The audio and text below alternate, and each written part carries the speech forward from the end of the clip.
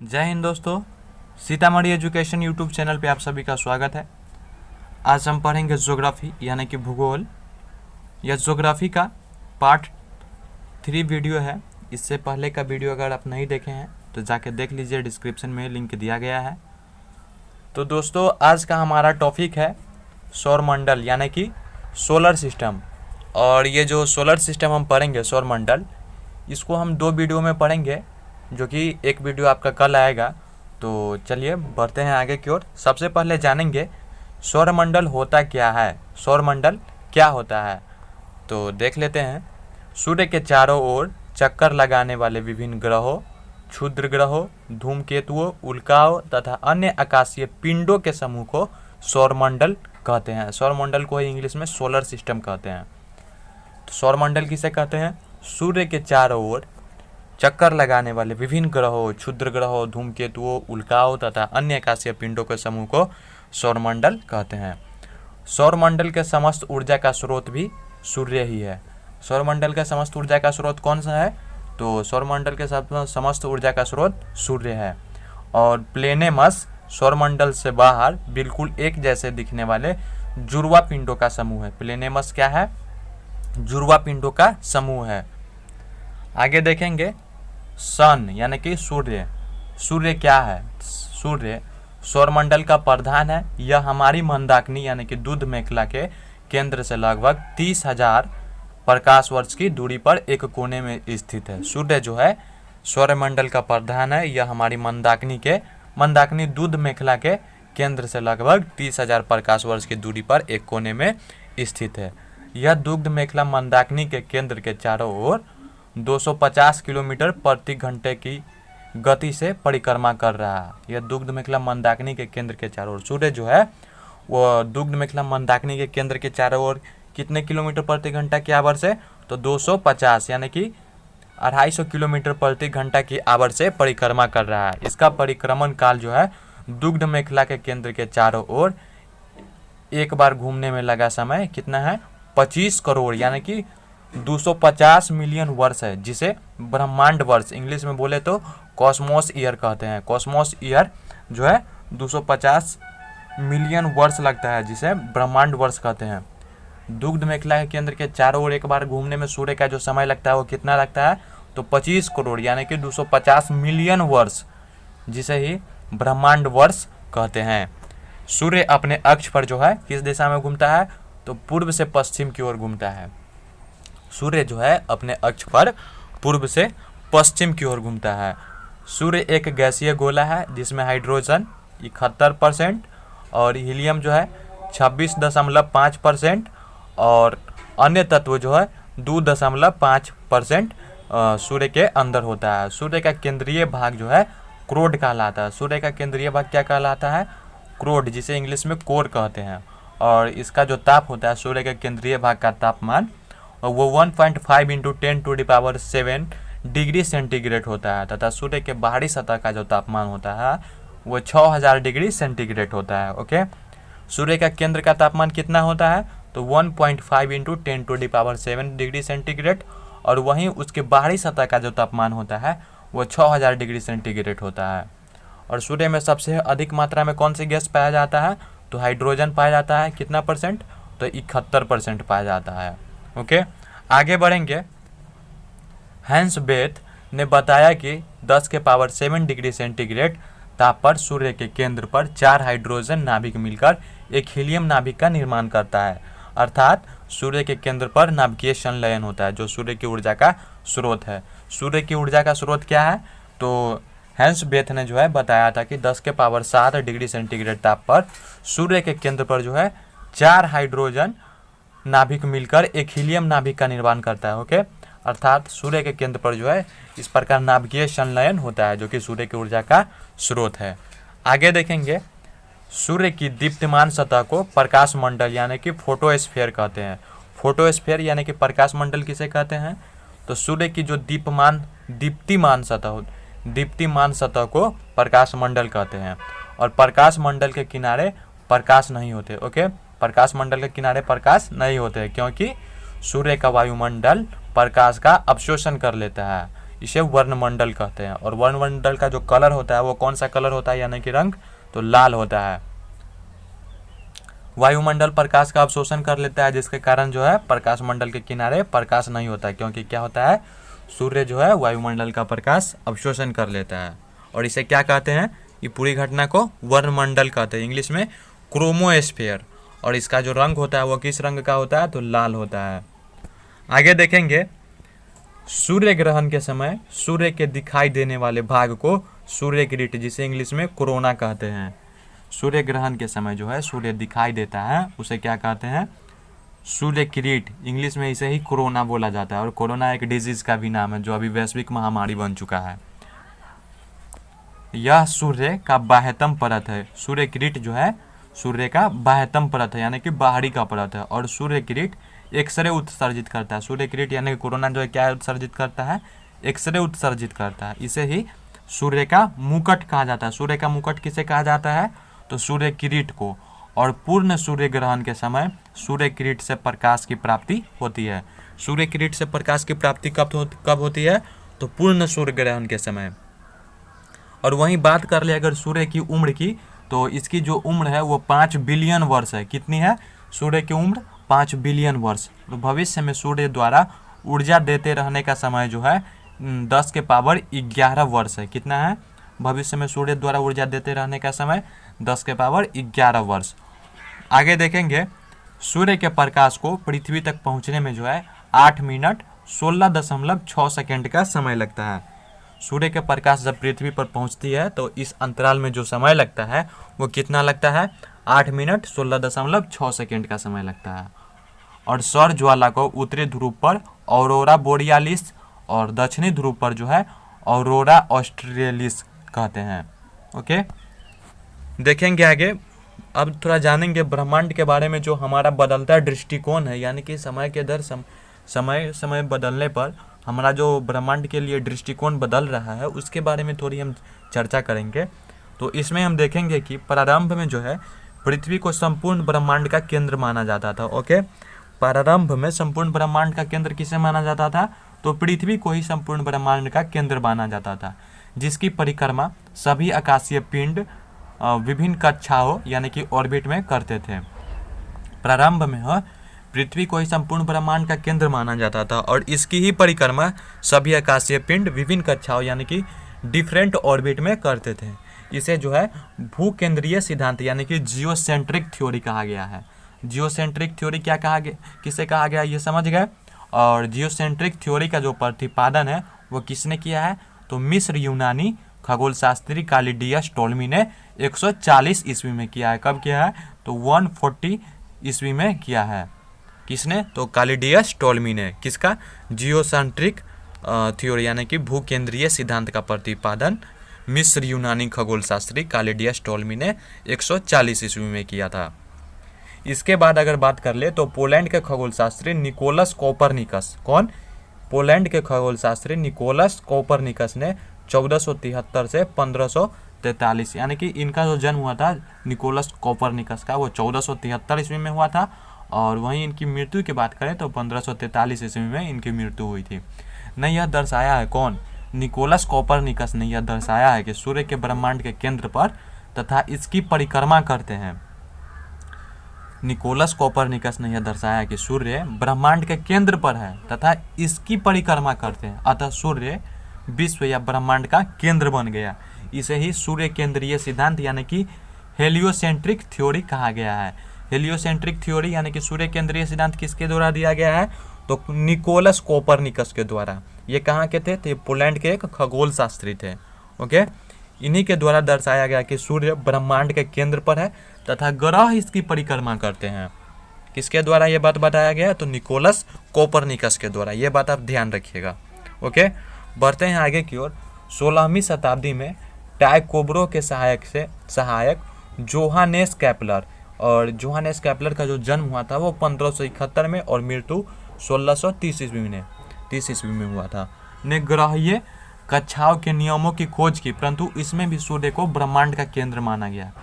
16वीं शताब्दी में जो है टाइकोब्रे के सहायक जोहानेस केपलर, कौन, जोहानेस केपलर ने ग्रहीय कक्षाओं के नियमों की खोज की, परंतु इसमें भी जो है सूर्य को ही ब्रह्मांड का केंद्र माना गया है। और वहीं थोड़ी आगे बढ़ने के बाद जो है 20वीं शताब्दी के आरंभ में जाकर हमारी मंदाकिनी दुग्ध मेखला की तस्वीर स्पष्ट हुई। मंदाकिनी दुग्ध मेखला की तस्वीर कब स्पष्ट हुई? तो 20वीं शताब्दी में आरंभ में जाकर सूर्य को जो है इस मंदाकिनी के एक सिरे पर अवस्थित पाया गया। किस मंदाकिनी के? तो मंदाकिनी दुग्ध मेखला के एक सिरे पर अवस्थित पाया गया सूर्य को। इस प्रकार सूर्य को ब्रह्मांड के केंद्र पर होने का गौरव समाप्त हो गया। ओके, थोड़ा नोट जान लेंगे, इसका नोट देखेंगे। केपलर ने सिद्ध किया कि सूर्य के चारों ओर प्रत्येक नक्षत्र का मार्ग जो है वह दीर्घवृत्ताकार है। सूर्य के चारों ओर प्रत्येक नक्षत्र का मार्ग कैसा है? तो वह दीर्घवृत्ताकार है। यह किसने सिद्ध किया था? तो केपलर ने सिद्ध किया था। आगे बढ़ेंगे। सूर्य के धब्बे यानी कि चलते हुए गैस के खोल का तापमान आसपास के तापमान से 1500 डिग्री सेंटीग्रेड कम होता है। सूर्य के जो धब्बे होते हैं और उसी को बोलते हैं चलते हुए गैस के खोल का तापमान जो होता है आसपास के तापमान से 1500 डिग्री सेंटीग्रेड कम होता है। और सूर्य के धब्बों का एक पूरा चक्र जो है वो 22 वर्षों का होता है। कितना वर्षों का होता है? तो 22 वर्षों का। और पहले जो है 11 वर्षों तक यह धब्बा बढ़ता है और बाद में के 11 वर्षों तक यह धब्बा घटता है। सूर्य के जो धब्बा होता है उसका एक पूरा चक्र जो है वह 22 वर्षों तक होता है और पहले 11 वर्ष में जो है वह धब्बा बढ़ता है और फिर 11 वर्षों तक जो है वह धब्बा घटता है। जब सूर्य की सतह पर धब्बा दिखलाई पड़ता है तो उस समय पृथ्वी पर चुंबकीय झंझावाट यानी कि मैग्नेटिक स्टॉर्म्स उत्पन्न होते हैं। वो जो सूर्य का जो धब्बा है वो सूर्य की सतह पर धब्बा जब दिखलाई पड़ता है उस समय पृथ्वी पर जो है चुंबकीय झंझावाट, जिसे इंग्लिश में बोले तो मैग्नेटिक स्टॉर्म्स उत्पन्न होते हैं। ओके, आगे देखेंगे। इससे चुंबकीय सुई की दिशा जो है बदल जाती है एवं रेडियो, टेलीविज़न, बिजली चालित मशीनें आदि में गड़बड़ी उत्पन्न हो जाती है। ओके, जो मैग्नेटिक स्टॉर्म्स उत्पन्न होते हैं उसके कारण है जो है रेडियो, टेलीविज़न, बिजली चालित मशीन आदि में गड़बड़ी उत्पन्न हो जाती है। और बात कर ली अगर सूर्य की थोड़ा और, तो सूर्य का व्यास जो है वो 13,92,000 किलोमीटर है। कितना है सूर्य का व्यास? 13,92,000 किलोमीटर है, जो कि पृथ्वी के व्यास का लगभग 110 गुना है। सूर्य हमारी पृथ्वी से 13 लाख गुना बड़ा है। सूर्य जो है हमारी पृथ्वी से जिस पर हम निवास करते हैं उससे 13 लाख गुना बड़ा है और पृथ्वी को सूर्य ताप का 2 अरबवां भाग मिलता है। सूर्य के तापमान का पृथ्वी को कितना प्राप्त होता है? तो 2 अरबवां भाग प्राप्त होता है। नोट में देखेंगे, मध्यरात्रि सूर्य का अर्थ है सूर्य का ध्रुवीय वृत्त में देर तक चमकना। मध्यरात्रि सूर्य आर्कटिक क्षेत्रों में दिखाई देता है। मध्यरात्रि सूर्य कहाँ दिखाई देता है? तो कहाँ दिखाई देता है? आर्कटिक क्षेत्रों में मध्यरात्रि का सूर्य दिखाई देता है। और मध्यरात्रि सूर्य का अर्थ जो होता है वो सूर्य का ध्रुवीय वृत्त में देर तक चमकना ही मध्यरात्रि सूर्य होता है। आगे देखेंगे सौरमंडल के पिंड के बारे में। क्या देखेंगे? सौरमंडल के पिंड के बारे में थोड़ी जानेंगे। तो अंतर्राष्ट्रीय खगोल शास्त्रीय संघ, इंग्लिश में बोले तो इंटरनेशनल एस्ट्रोनॉमिकल यूनियन, यानी कि शॉर्टकट में बोले तो IAU। क्या? IAU यानी कि इंटरनेशनल एस्ट्रोनॉमिकल यूनियन, अंतर्राष्ट्रीय खगोल शास्त्रीय संघ की प्राग सम्मेलन 2006 के अनुसार जो है सौरमंडल में मौजूद पिंडों को निम्नलिखित 3 श्रेणियों में बांटा गया। यानी कि IAU का जो प्राग सम्मेलन 2006 में हुआ था उसके अनुसार जो है सौरमंडल में जितने भी मौजूद पिंड है उनको 3 श्रेणियों में बांटा गया है। और ये श्रेणी कौन कौन से हैं तो चलिए उनको देख लेते हैं। सबसे पहला श्रेणी है 1 नंबर में परंपरागत ग्रह। इसके अंतर्गत जो है बुध, शुक्र, पृथ्वी, मंगल, बृहस्पति, शनि, अरुण एवं वरुण आते हैं। ओके, परंपरागत ग्रह के अंतर्गत कौन कौन ग्रह आते हैं? तो बुध, शुक्र, पृथ्वी, मंगल, बृहस्पति, शनि, अरुण एवं वरुण आते हैं। और वहीं दूसरा इसका जो श्रेणी है वो बौने ग्रह का श्रेणी है। इसमें जो है प्लूटो, चेरॉन, सेरस 2003 UV 313। बौने ग्रह में कौन कौन आते हैं? तो प्लूटो, चेरॉन, सेरस 2003 UV 313। अगला जो इसका श्रेणी है वो लघु सौरमंडलीय पिंड का है। अगला श्रेणी इसका कौन सा है? वो लघु सौरमंडलीय पिंड का श्रेणी है, तो इसके अंतर्गत जो है धूमकेतु, उपग्रह एवं अन्य छोटे खगोलीय पिंड आते हैं। अब थोड़ी जानेंगे ग्रह के बारे में, ग्रह क्या होते हैं। तो चलिए आगे चर्चा कर लेते हैं। ग्रह वे खगोलीय पिंड है जो निम्न शर्तों को पूरा करते हैं। ग्रह जो है वे खगोलीय पिंड है जो निम्न शर्तों को पूरा करते हैं। और वे शर्त कौन कौन से हैं तो उनके बारे में हम थोड़ी चर्चा कर लेते हैं। सबसे पहले जो है जो सूर्य के चारों ओर परिक्रमा करता हो। ग्रह वही हो सकता है जिसका पहला शर्त है सूर्य के चारों ओर परिक्रमा करना, और दूसरा शर्त जो है उसमें पर्याप्त गुरुत्वाकर्षण बल हो जिससे वह गोल स्वरूप ग्रहण कर सके, मतलब ऐसे जो गोल स्वरूप जो होता है वह ग्रहण कर सके, इसका दूसरा शर्त है ग्रह का। और उसके आसपास का जो क्षेत्र है साफ, यानी कि उसके आसपास अन्य खगोलीय पिंडों की भीड़ भाड़ न हो। ग्रह कौन हो सकता है जो सूर्य के चारों ओर परिक्रमा कर सकता हो और उसमें जो है पर्याप्त गुरुत्वाकर्षण बल हो जिससे कि वो क्या कर सके, गोल स्वरूप ग्रहण कर सके, और उसके आसपास का जो क्षेत्र है वह साफ हो, यानी कि उसके आसपास छोटे छोटे खगोलीय पिंडों की भीड़ भाड़ न हो।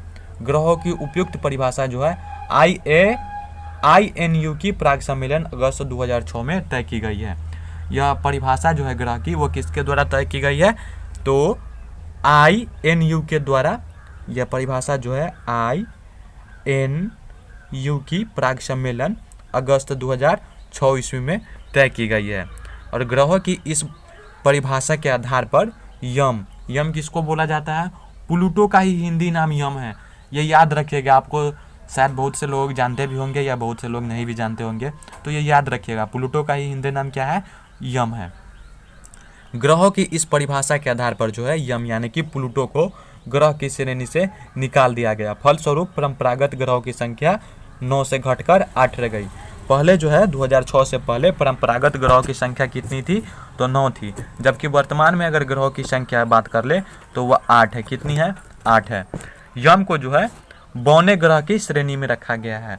यम यानी कि प्लूटो को बौने ग्रह की श्रेणी में रखा गया है। और ग्रहों को जो है 2 भागों में विभाजित किया गया है। और वे कौन कौन से भाग हैं तो उनके बारे में हम जान लेते हैं। सबसे पहला है पार्थिव या आंतरिक ग्रह, जिसे इंग्लिश में बोले तो टेरेस्ट्रियल और इनर प्लैनेट। तो इसके बारे में देख लेंगे। बुध, शुक्र, पृथ्वी एवं मंगल को जो है पार्थिव ग्रह कहा जाता है क्योंकि ये पृथ्वी के सदृश होते हैं। यानी कि बुध, शुक्र, पृथ्वी एवं मंगल, ये 4 जो ग्रह है इन्हें पार्थिव या आंतरिक ग्रह कहते हैं क्योंकि ये पृथ्वी के सदृश होते हैं, यानी कि ये पृथ्वी के बिल्कुल ही समान होते हैं।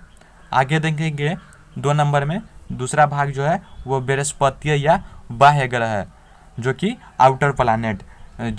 इसके अंतर्गत जो आता है बाह्य ग्रह के अंतर्गत वो बृहस्पति, शनि, अरुण व वरुण, इसके अंतर्गत भी 4 ग्रह ही आते हैं जो बाह्य ग्रह के अंतर्गत आते हैं।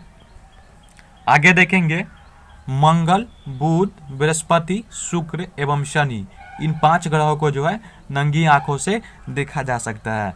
हमारी अपनी जो आंख है वो नंगी आंख होते हैं, तो इनसे जो है बिना लेंस उन्स की सहायता से नंगी आंखों से हम कितने ग्रहों को देख सकते हैं तो 5 ग्रहों से जो है नंगी आंखों से देखा जा सकता है। वो ग्रह कौन कौन से हैं तो मंगल, बुध, बृहस्पति, शुक्र एवं शनि, ये 5 ग्रह हैं जिन्हें हम नंगी आंखों से देख सकते हैं। और बात कर ले अगर ग्रहों के क्रम की तो आकार के अनुसार जो ग्रहों का क्रम है वो घटते क्रम में इस प्रकार है। सबसे पहले है बृहस्पति, फिर शनि, अरुण, वरुण, पृथ्वी, शुक्र, मंगल एवं बुध। अर्थात सबसे बड़ा ग्रह जो हो गया आकार के अनुसार वो बृहस्पति हो गया, और सबसे छोटा ग्रह जो हो गया वो कौन हो गया, बुध हो गया। ओके, आकार के अनुसार ग्रहों का क्रम क्या है, बृहस्पति, शनि, अरुण, वरुण, पृथ्वी, शुक्र, मंगल, बुध। इसको याद रखने का तरीका है पहला 4 आप एक बार में पढ़े और दूसरा 4 एक बार में पढ़े। जैसे देख लीजिए बृहस्पति, शनि, अरुण, वरुण और पृथ्वी, शुक्र, मंगल, बुध हो गया। ये हो गया आकार के अनुसार ग्रहों का क्रम। और सबसे बड़ा ग्रह कौन सा है आकार के अनुसार तो बृहस्पति, और सबसे छोटा ग्रह बुध। आगे देखेंगे घनत्व के अनुसार ग्रहों का जो क्रम है वो बढ़ते क्रम में इस प्रकार है। कौन कौन है, सबसे पहले है शनि, फिर अरुण, बृहस्पति, नेपचून, मंगल एवं शुक्र। नेपचून का मतलब होता है वरुण, नेपचून को ही हिंदी में वरुण बोला जाता है। ओके, आगे देखेंगे सूर्य के दूरी के अनुसार ग्रहों का क्रम। सूर्य के दूरी के अनुसार ग्रहों का क्रम जो है, सबसे पहले सूर्य के सबसे निकट कौन सा है? बुध, शुक्र, पृथ्वी, मंगल, बृहस्पति, शनि, अरुण जिसे यूरेनस भी बोलते हैं, एवं वरुण जिसे नेपच्यून। यानी कि सूर्य का जो सबसे निकट ग्रह है वह बुध है, एवं सूर्य का सबसे दूर स्थित ग्रह जो है वह वरुण है। सूर्य का सबसे निकट ग्रह कौन सा है? बुध है, एवं सूर्य का सबसे दूर स्थित ग्रह वरुण है, जिसे इंग्लिश में नेपच्यून बोला जाता है। सूर्य से दूरी के अनुसार ग्रहों का क्रम क्या है? बुध, शुक्र, पृथ्वी, मंगल और बृहस्पति, शनि, अरुण और वरुण। इसको भी याद रखने का वही तरीका है, पहला 4 आप एक बार में याद करेंगे और दूसरा 4 फिर दूसरे बार में उच्चारण करेंगे। इससे क्या होती है कि बोलने में छोटे छोटे शब्द पढ़ते हैं तो आसानी से याद हो जाते हैं। आगे देखेंगे, द्रव्यमान के अनुसार ग्रहों का क्रम बढ़ते क्रम में। बुध, मंगल, शुक्र, पृथ्वी, अरुण, वरुण, शनि एवं बृहस्पति। यानी कि न्यूनतम द्रव्यमान वाला ग्रह जो है वह बुध है, एवं अधिकतम द्रव्यमान वाला ग्रह बृहस्पति है। न्यूनतम द्रव्यमान वाला ग्रह कौन सा हो गया? तो वह बुध हो गया, और अधिकतम द्रव्यमान वाला ग्रह बृहस्पति हुआ। आगे देखेंगे, परिक्रमण काल के अनुसार ग्रहों का क्रम। परिक्रमण काल के अनुसार ग्रहों का क्रम जो कि बढ़ते क्रम में देखेंगे। सबसे पहले बुध, शुक्र, पृथ्वी, मंगल, बृहस्पति, शनि, अरुण, वरुण। ये हो गया परिक्रमण काल के अनुसार ग्रहों का क्रम। बढ़ते हैं आगे की ओर। परिभ्रमण काल के अनुसार जो ग्रहों का क्रम है वो बढ़ते क्रम में देखेंगे। बृहस्पति, शनि, वरुण, अरुण, पृथ्वी, मंगल, बुध एवं शुक्र। और अगला है हमारा, अपने अक्ष पर झुकाव के आधार पर ग्रहों का क्रम क्या है, वो बढ़ते क्रम में देखेंगे। सबसे पहले शुक्र, बृहस्पति, बुध, पृथ्वी, मंगल, शनि, वरुण एवं अरुण। ये जो हुआ अपने अक्ष पर झुकाव के आधार पर ग्रहों का क्रम। आगे देखेंगे, शुक्र एवं अरुण को छोड़कर किसे? शुक्र एवं अरुण को छोड़कर अन्य सभी ग्रहों का घूर्णन एवं परिक्रमण की दिशा एक ही है। शुक्र एवं अरुण की घूर्णन की जो दिशा है वह पूर्व से पश्चिम यानी कि क्लॉकवाइज है, जबकि अन्य सभी ग्रहों के घूर्णन की जो दिशा है वह पश्चिम से पूर्व यानी कि एंटी क्लॉकवाइज है। जितने भी ग्रह हैं, हमारे जो 8 ग्रह हैं, उनमें से शुक्र एवं अरुण यानी कि 2 को छोड़कर अन्य सभी ग्रहों की परिक्रमण की दिशा एक ही है। घूर्णन एवं परिक्रमण की दिशा एक ही है, लेकिन शुक्र एवं अरुण के जो घूर्णन की दिशा है वह पूर्व से पश्चिम यानी कि क्लॉकवाइज है, जबकि अन्य सभी ग्रहों के घूर्णन की जो दिशा है वो पश्चिम से पूर्व की ओर है यानी कि एंटी क्लॉकवाइज है। तो इसी तरह के और भी वीडियो देखने के लिए सीतामढ़ी एजुकेशन यूट्यूब चैनल को जरूर सब्सक्राइब करें। और हाँ, इस वीडियो का PDF डाउनलोड करना चाहते हैं तो टेलीग्राम चैनल जरूर ज्वाइन करें, और आप फेसबुक पेज से भी जुड़ सकते हैं, जिस सभी का लिंक नीचे डिस्क्रिप्शन में दिया गया है। तो चैनल को सब्सक्राइब करना ना भूलें।